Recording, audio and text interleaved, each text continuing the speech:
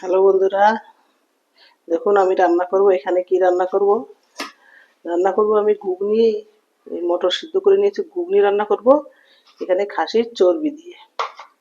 তা বন্ধুরা, আমি এখানে 200 গ্রামের মতো মটর ভিজিয়ে সিদ্ধ করে নিয়েছি। দেখুন, প্রেসারে সিদ্ধ করে নিয়েছি,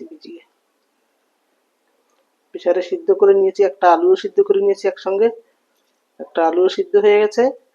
আর এখানে নিয়ে নিয়েছি আমি 200 গ্রামের মতো খাসির চর্বি।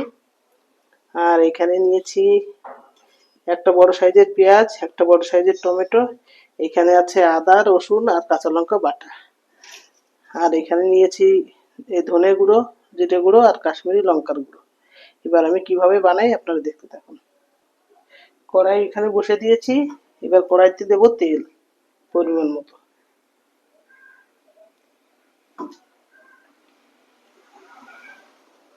তেলটা এবার গরম হলে দেবো ফোড়ন। এখানে তেল গরম হয়ে গেছে, ফোড়নে দেবো গোটা গরম মশলা।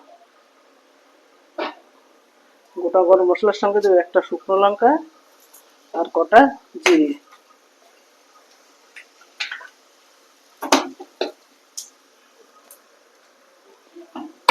এটা হলো আমার ফোড়নটা একটু ভেজে নেব।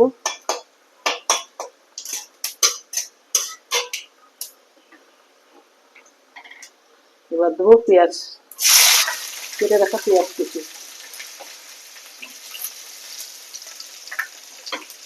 পেঁয়াজটাকে সুন্দর করে ভাজতে হবে। পেঁয়াজটাকে সুন্দর করে ভেজে নেব।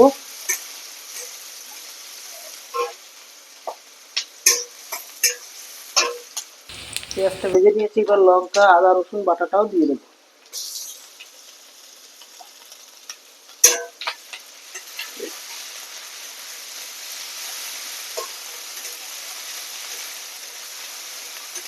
বাটা দিয়ে একটুখানি ভেজে নেব।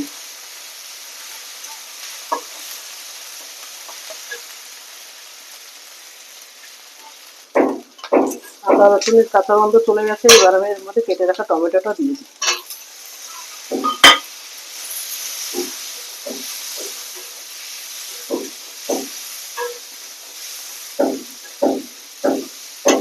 টমেটোর সঙ্গে সঙ্গে বন্ধুরা এখানে গুলে রেখেছি আমি যে মশলাটা নিয়েছিলাম, গুঁড়ো মশলা জলে গুলে নিয়েছি, এটাও এর মধ্যে দিয়ে দিই।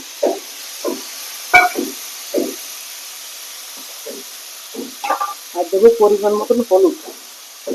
পরিমাণ মতো হলুদ দিয়ে দিলাম।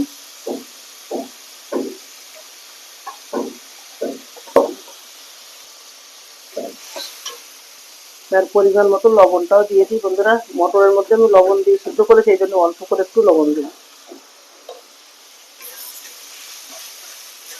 এবার মশলাটাকে ভালো করে দেখুন বন্ধুরা, মশলার থেকে বেশ তেল ছেড়ে দিয়েছে।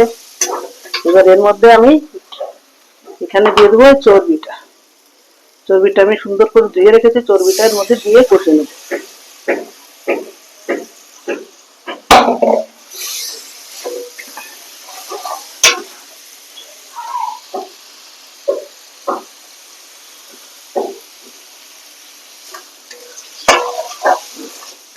চর্বিটা দিয়ে সুন্দর করে কষে নেব।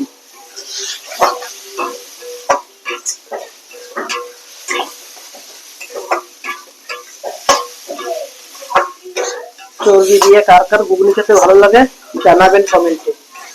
চর্বি দেখেছে দেখুন, চর্বি থেকে তেলও ছেড়ে দিয়েছে। এর মধ্যে দেবো সামান্য একটু চিনি।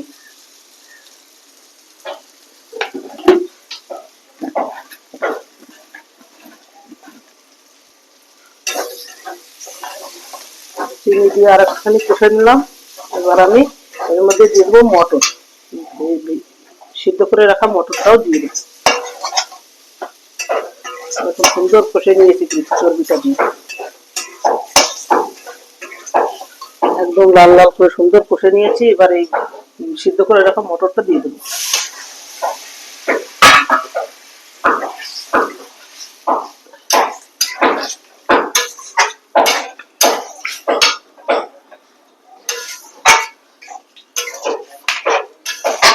আর একটুখানি জল লাগবে, উপর থেকে আর একটুখানি জল দিয়ে দেবো।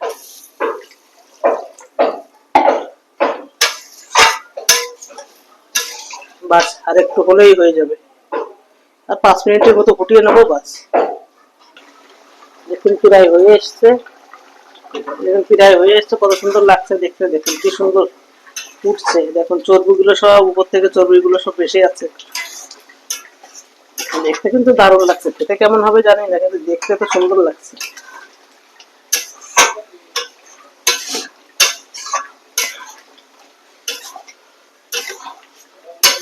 একটু ধনে পাতা হলে মনে হয় ভালো হতো, কিন্তু ধনে পাতাটা আনা হয়নি, ভুলে গেছি ধনে পাতাটার কথা একদম।